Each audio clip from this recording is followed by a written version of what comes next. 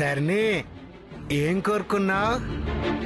నేను మాత్రం నువ్వేం కోరుకున్నావో ఆ కోరికలు మొత్తం తీర్చేయమని కోరుకున్నా. నువ్వు ఎలాగో మన పెళ్లి బాగా జరగాలని కోరుకొని ఉంటావు, అంతే కదా? అయిపోతుంది ధరణి. ఈసారి ఏ గొడవలు జరగదు ధరణి. మన పెళ్లి జరగకుండా ఎవరూ ఆపలేరు.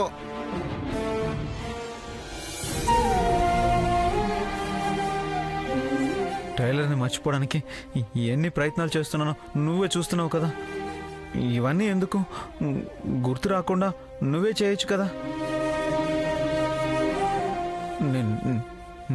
నేను మర్చిపోతే అప్పుడు టైలర్ ఎక్కడుంటుందో ఎలా ఉంటుందో నాకేం తెలుస్తుంది? అప్పుడు నువ్వే టైలర్ని బాగా చూసుకోవాలి. నేను మర్చిపోయినా నువ్వు మాత్రం మర్చిపోకూడదు.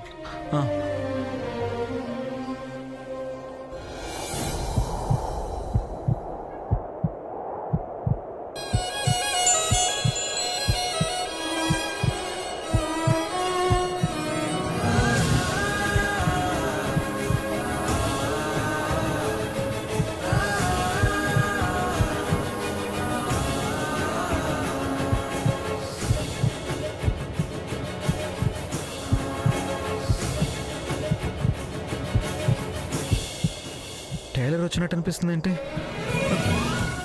మొన్న కూడా ఇలాగే అనిపించింది. వచ్చింది కదా, ఇప్పుడు కూడా వచ్చిందా? అప్పుడు వచ్చింది కదా అని ఎప్పుడు వస్తుందా ఏంటి? మర్చిపోవడానికి ట్రై చేస్తున్నాను కదా, అందుకే మళ్ళీ వచ్చి డిస్టర్బ్ చేస్తుంది.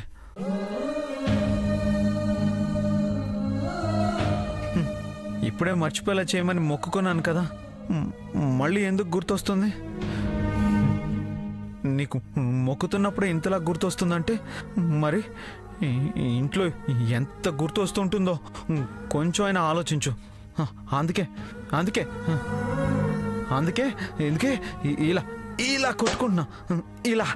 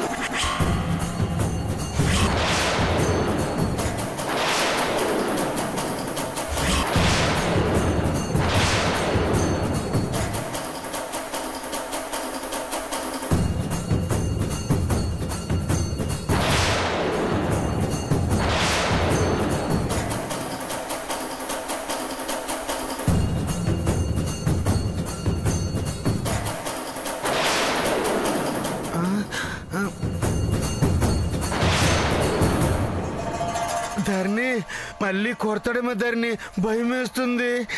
ఏం కాదు, మీరు అలా ఉండండి.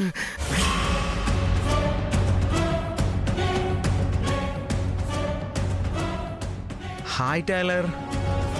అయ్యో సారీ అండి, చూసుకోలేదు. పర్వాలేదు టైలర్, కొబ్బరి ముక్కే కదా, పెద్ద దెబ్బేం కాదులే. ఈ మధ్య ఇంతకన్నా పెద్ద పెద్ద దెబ్బలే అలవాటు అయిపోయాయి.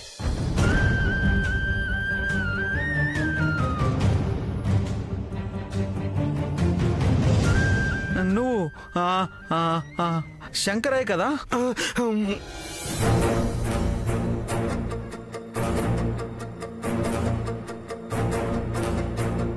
హాయ్ శంకరయ్య. సమోసాల శంకరయ్య. బాగున్నావా? బాగున్నా. ఈరోజు నా పుట్టినరోజు కదా, నేను దాన్ని గుడికి వచ్చాము. పుట్టినరోజా? అయితే happy birthday Shankarayya. Happy birthday. Tailor, ఈరోజు శంకరయ్య బర్త్డే కదా, నువ్వు శంకరయ్యకి ఏం బర్త్డే గిఫ్ట్ ఇచ్చావు? నాకు ధరణి భారీగా దొరకటమే పెద్ద గిఫ్ట్ కదా, ఇంకా ఎందుకు గిఫ్ట్ ఇవ్వటం?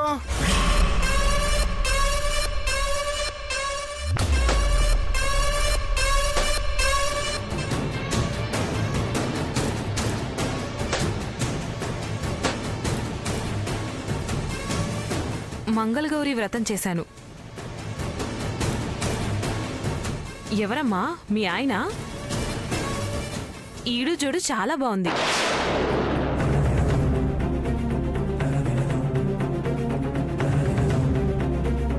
అయ్యో కాదమ్మా, మేం భార్యాభర్తలం కాదు. అదిగో వీళ్ళిద్దరూ కాబోయే భార్యాభర్తలు. నేనేదో మర్చిపోవడానికి ట్రై చేస్తున్నాను. ఇప్పుడు మాత్రమే తనెవరో నాకు తెలుసు. మర్చిపో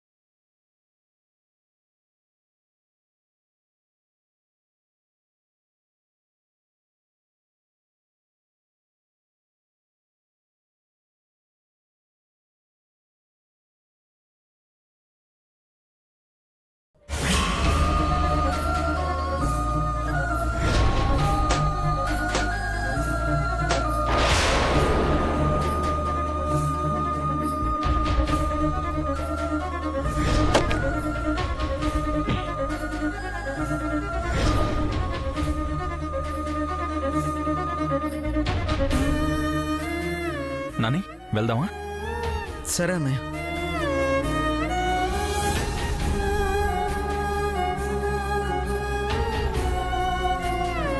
నాని కొత్త కారు, ఎక్కడికి వెళ్దాం? ఎక్కడికి వెళ్ళొద్దు అన్నయ్య, ఇంటికి వెళ్దాం. ఏమైంది నాని? కొంచెం డిస్టర్బ్ అయినట్టు కనిపిస్తున్నావు. టైలర్ ఏమన్నా గుర్తొచ్చిందా మళ్ళీ? గుర్తొస్తే డిస్టర్బ్ అయిపోతానా? ఇందాకే టైలర్ని నేను చూశాను. డిస్టర్బ్ అయిపోయానా? మామూలుగానే ఉన్నాను కదా. టైలర్ని చూసావా? ఎక్కడ నాని? ఇక్కడే గుడి లోపల. అవునా? అవునన్నయ్య. నేను కనుక డిస్టర్బ్ అయి ఉంటే అన్నయ్య అన్నయ్య టైలర్ వచ్చిందని ఫుల్ ఎగ్జైట్ అయిపోయి నీకు చూపించుండేవాడు కదా. అవునా? అయితే పద చూద్దాం. నువ్వు చూస్తానంటే వెళ్దాం పద అన్నయ్య, నో ప్రాబ్లం. నేను మళ్ళీ మళ్ళీ చూసినంత మాత్రం డిస్టర్బ్ ఏం అయిపోను. పద పద చూద్దాం.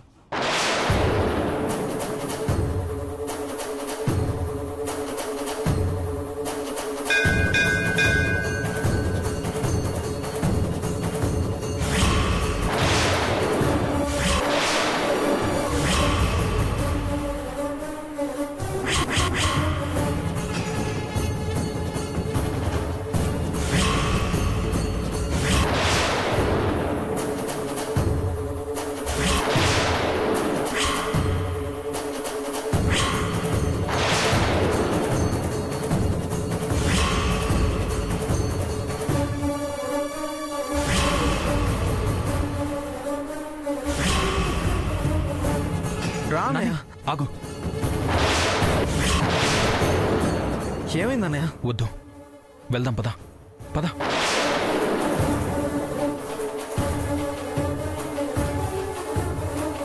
అన్నయ్య ఏంటో చెప్పన్నయ్య.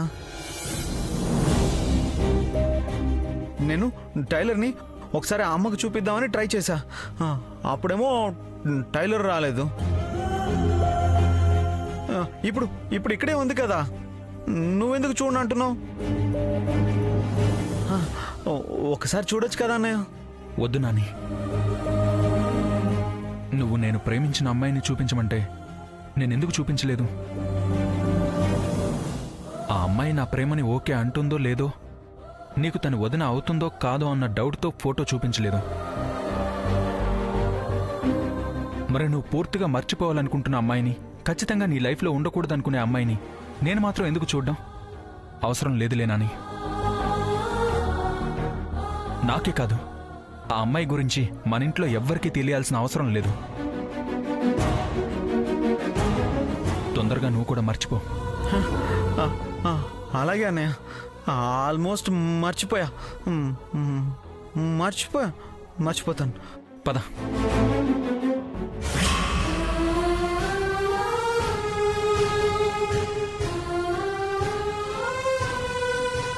బతకలేకపోతే చచ్చిపో, కానీ నా అప్పు తీర్చి చచ్చిపో.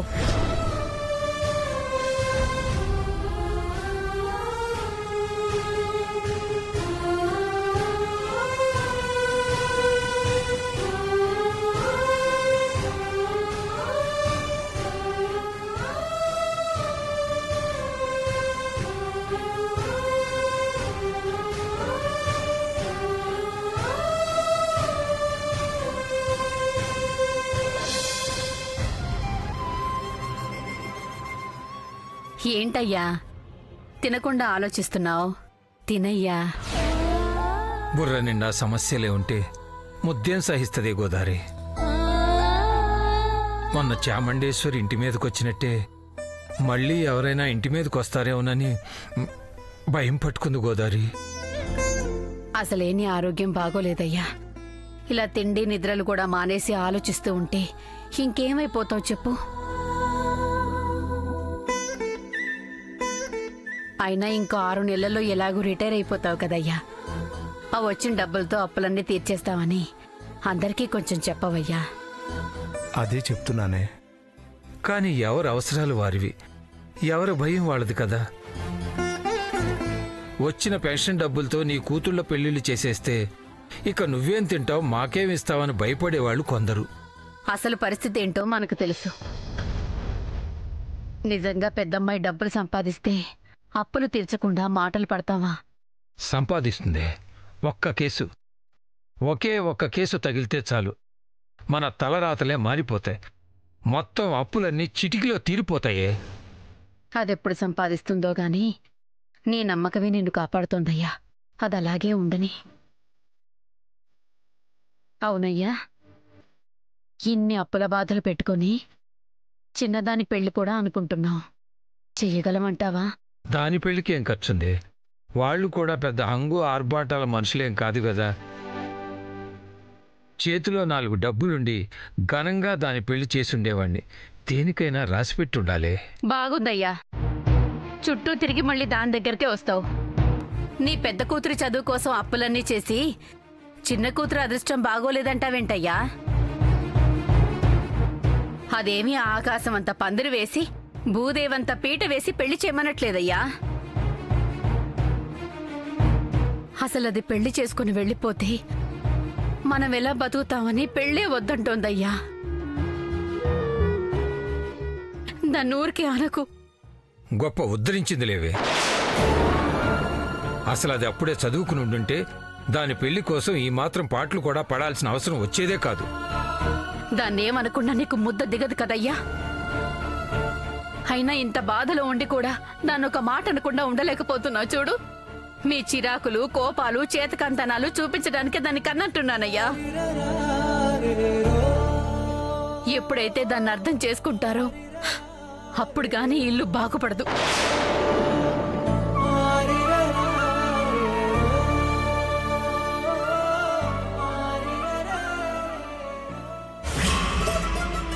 మా మా అమ్మా, పూజ బాగా జరిగిందా నాన్న? అమ్మా చాలా బాగా జరిగిందమ్మా. ఇదిగో బొట్టు కూడా తీసుకొచ్చా. అమ్మా నానెక్కడా? పైనున్నారు. సరే. నానా, నానా, నానా. ఎప్పుడూ దేవుడికి దండం పెట్టుకోమంటేనే విసుక్కునేవాడు. పూజ చేసి బొట్టు తెచ్చి మరీ పెడుతున్నాడు. ఇంత మార్పు ఎప్పటి నుంచిరా వీళ్ళో? ఈ రోజు నువ్వు గుడికొచ్చుండాల్సిందమ్మా. అసలైన మార్పు అక్కడ చూసుండేదానివి. ఏమైంది? ఆ టైలర్ అమ్మాయి గుళ్ళో కనిపించింది. అస్సలు రెస్పాండ్ అవ్వలేదు. పక్కనే పెళ్లి చేసుకోబోయేవాడు ఉన్నా కొంచెం కూడా కోపం రాలేదు. రిటర్న్లో కూల్గా తనే డ్రైవింగ్ చేసుకుంటూ వచ్చాడు. నిజమా? నమ్మలేకపోతున్నాన్రా. నాని ఇంతలా కోపాన్ని కూడా కంట్రోల్ చేసుకుంటున్నాడంటే ఇంత మార్పు అస్సలు ఊహించలేదు. కానీ ఏమైందమ్మా? నానిలో వస్తున్న మార్పు చూసి సంతోషించాలో వాడి మనసుకు నచ్చిన అమ్మాయి నా కారణంగా దూరం అయిపోతున్నందుకు బాధపడాలో తెలియడం లేదు. నాని క్షేమంగా ఉండడమే ముఖ్యం అనుకున్నాం కదమ్మా, ఇంకా అవన్నీ ఆలోచిస్తే ఎలా? ఇప్పుడు వాడు చాలా సంతోషంగా ఉంటున్నాడు. ఈ సంతోషం ఇలాగే ఉంచగలిగితే చాలు.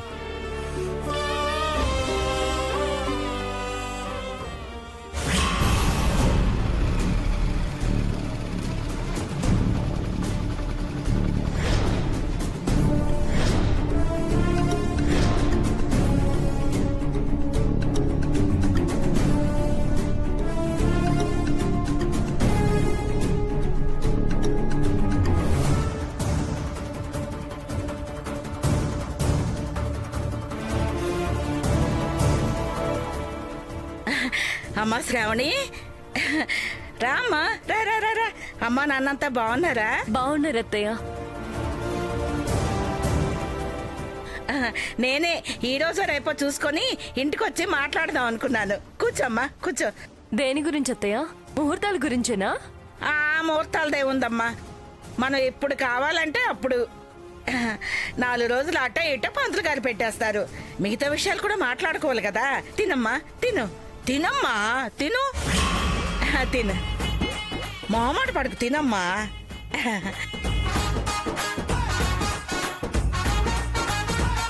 తినమ్మా.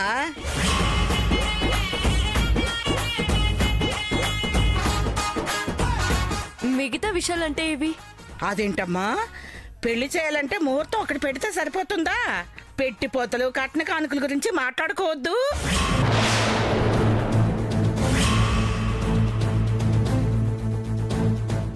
ఏంటి కట్నం అడుగుతోంది?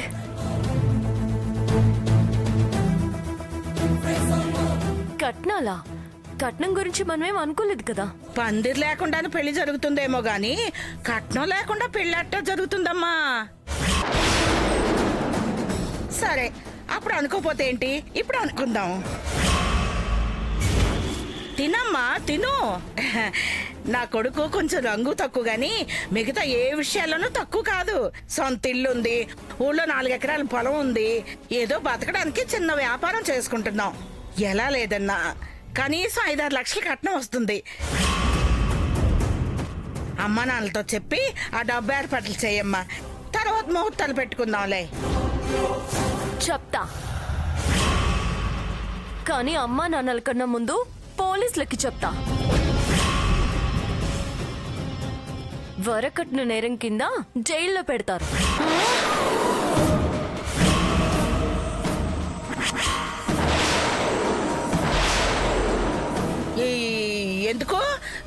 ఎందుకు పెడతారమ్మా? కట్నం తీసుకున్న వాళ్ళందరినీ జైలు పెడుతున్నారా ఏంటి?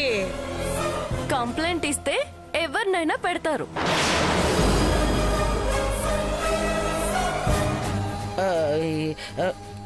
ఇదిగో అమ్మాయి, ఈ బెదిరింపులకి ఏం భయపడేది కాదు సైదమ్మ. ఏదో నీ అంతటి నువ్వు వచ్చా కాబట్టి 5-6 లక్షలు అన్నాను. అదే వేరే వాళ్ళైతే 10 లక్షలు తక్కువ లేదు. ఇష్టం ఉంటే చేసుకుంటాం, లేకపోతే లేదు.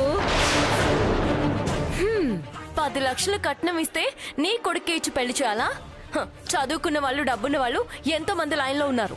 అందరినీ కాదని నీ కొడుకేదో మంచోడని నా చెల్లెల్ని ఇవ్వడానికి వస్తే కట్నం కావాలా? కట్నం ఏటమ్మో, మాటల్లో చాలా తేడా వస్తుంది. కట్నం ఇస్తేనే పెళ్లి, లేదంటే వేరే సంబంధం చూసుకుంటాం. ఎన్ని సంబంధాలు వచ్చాయంటే? నీ గురించి నాకేం తెలియదు అనుకున్నావా? నీ ఊళ్ళో నీ కొడుక్కి సంబంధాలేమి దొరక్క ఇక్కడికి వస్తేనైనా పెళ్లి జరుగుతుందేమోనని నీ కొడుకు పెళ్లి కోసం ఊరు వదిలి ఇక్కడికి వచ్చావు. ఇక్కడికి వచ్చినా పాపం ఒక్క సంబంధం కూడా దొరకలేదు. చూడు, పైసా కట్నం కూడా ఇవ్వను.